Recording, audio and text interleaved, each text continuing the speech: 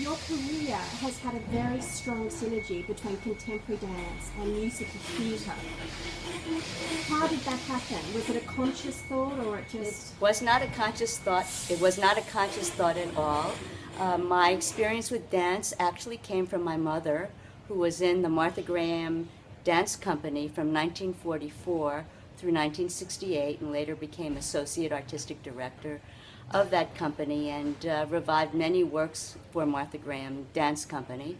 And she was also asked by Jerome Robbins to be in The King and I, and she originated the role of Eliza for the Broadway show and in the movie and subsequent productions. So as it turns out, I grew up in the show. I grew up with contemporary dance, and working between Martha Graham's genius and Jerome Robbins' genius was a privilege and an honor, and very exciting for a career as a child.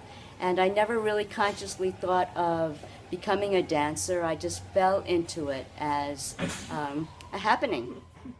It's not so much a struggle. The dancers are trained in many different fields of ballet and modern, contemporary, West African, jazz.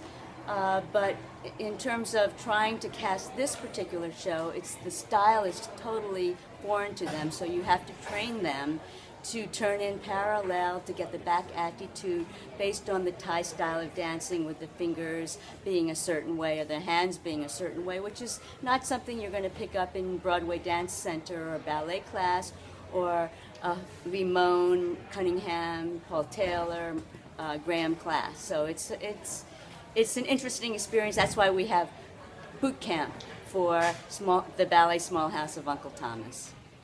Okay, the children, you have to rely on their natural spirit. You don't want to squish their spirit.